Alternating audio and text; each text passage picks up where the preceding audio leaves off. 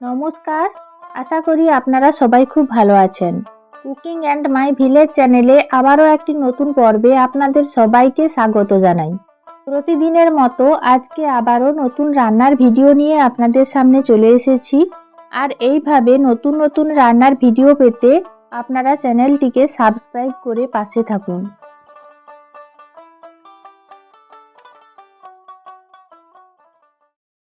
আমাদের বাগানে কিছু রাঙালু গাছ লাগানো হয়েছিল।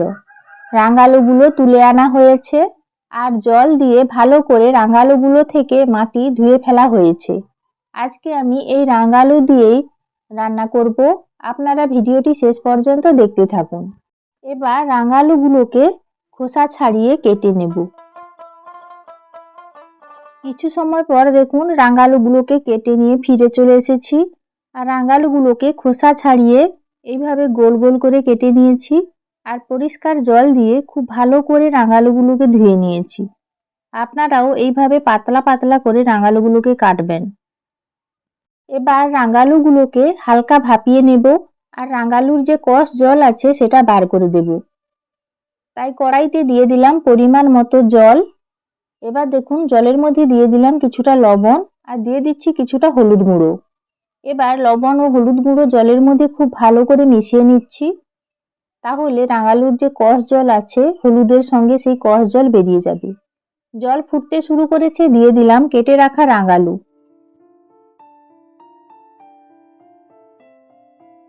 সব রাঙালু দেওয়ার পর খুন্তি দিয়ে নাড়াচাড়া করে উপর নিচ করে সব রাঙালুগুলোকে জলের মধ্যে খুব ভালো করে ডুবিয়ে দিলাম। এবার ঢাকা দিয়ে হালকা সেদ্ধ করে নেব। প্রায় 5-7 মিনিট পর ঢাকনা খুলে নিলাম। আপনারা দেখতেই পাচ্ছেন রাঙালুগুলো প্রায় সেদ্ধ হয়ে গেছে। আপনারা এইভাবেই সেদ্ধ করবেন, খুব বেশি রাঙালুগুলোকে সেদ্ধ করবেন না, তাহলে রাঙালুগুলো রান্নার সময় ঘেঁটে যাবে। এবার রাঙালুগুলোকে আমি তুলে নেব। রাঙালুগুলোকে খুব ভালো করে জল ঝারিয়ে আমি একটা বাটিতে তুলে নিয়েছি।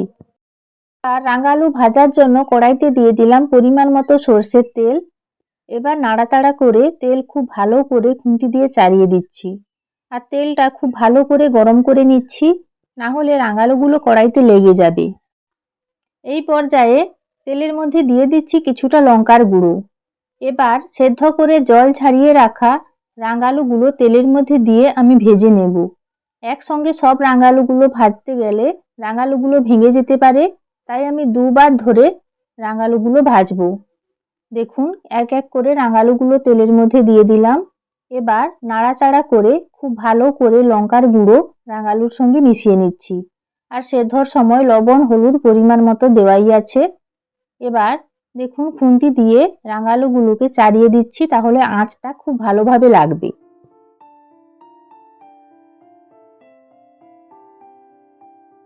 এইভাবে কিছু সময় আঁচ লাগার পর রাঙালুগুলোকে আবারও খুন্তি দিয়ে উল্টে পাল্টে দিলাম। তারপর রাঙালুগুলোকে আবারও চাড়িয়ে দিচ্ছি। এইভাবে উল্টে পাল্টে রাঙালুগুলোকে খুব ভালো করে আমি ভেজে নেব। আপনারা দেখতেই পাচ্ছেন রাঙালুর একদিকে খুব ভালোভাবে আঁচ লেগে গেছে, কালারটাও চেঞ্জ হয়ে গেছে আর বেশ ভাজা ভাজা হয়ে এসেছে। এইভাবে বেশ কিছু সময় ধরে ধীরে ধীরে আমি রাঙালুগুলোকে উল্টে পাল্টে খুব ভালো করে ভেজে নিচ্ছি।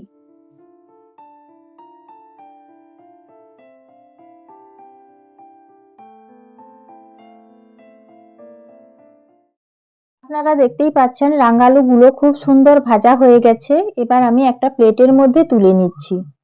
একইভাবে আবারও তেলের মধ্যে দিয়ে দিলাম লঙ্কার গুঁড়ো আর বাকি রাঙালুগুলো আমি তেলের মধ্যে দিয়ে একইভাবে আগের মতো রাঙালুগুলোকে আমি ভেজে নেব।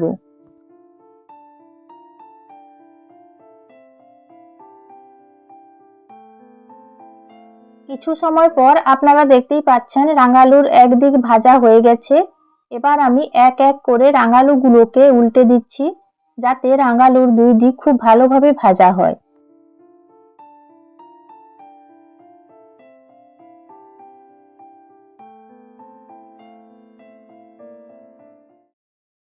একইভাবে বাকি রাঙালুগুলো খুব ভালোভাবে ভাজা হয়ে গেছে। এবার আমি তুলে নিচ্ছি।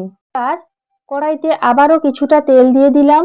দিয়ে দিচ্ছি বেটে রাখা পেঁয়াজ এবার তেলের মধ্যে পেঁয়াজ কিছু সময় নাড়াচাড়া করে পেঁয়াজটা হালকা ভেজে নিচ্ছি।